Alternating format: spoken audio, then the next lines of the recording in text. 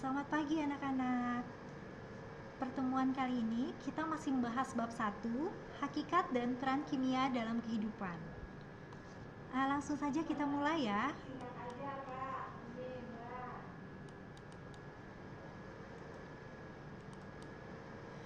Kita akan membahas metode ilmiah.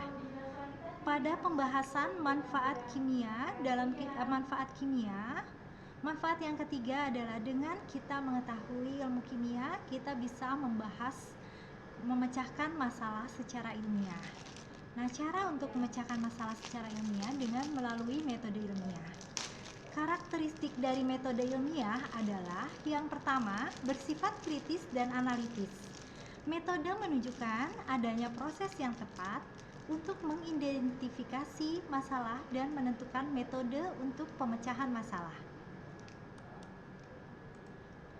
Yang kedua, bersifat logis, yaitu dapat memberikan argumentasi ilmiah. Kesimpulan dibuat secara rasional berdasarkan bukti yang tersedia. Yang ketiga, bersifat objektif.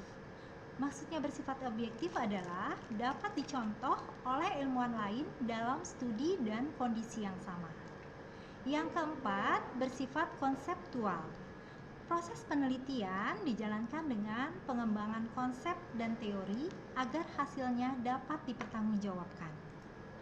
Yang kelima, bersifat empiris. Metode yang dipakai didasarkan pada fakta di lapangan.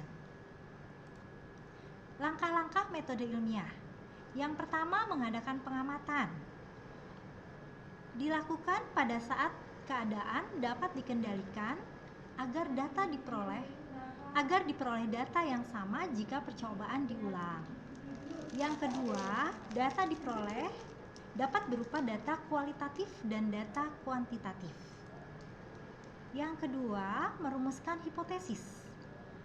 Untuk merumuskan data yang diperoleh saat melakukan pengamatan, dipelajari fenomena yang terjadi secara utuh untuk mengambil keputusan sementara.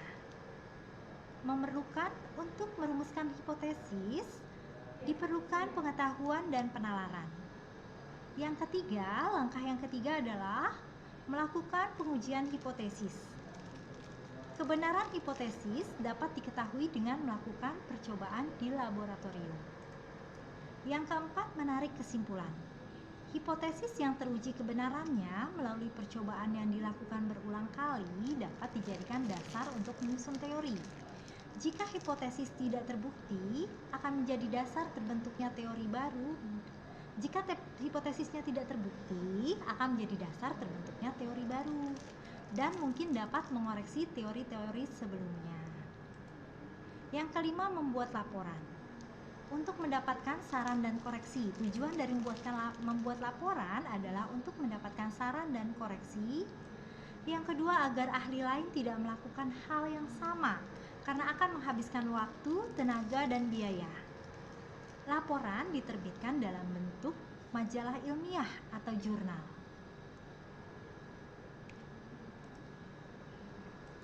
Sekian untuk pertemuan kita kali ini. Silahkan kalian kerjakan diskusi mandiri dan kuis. Jika ada yang ingin ditanyakan, silahkan kalian tanyakan pada forum tanya jawab. Selamat pagi anak-anak.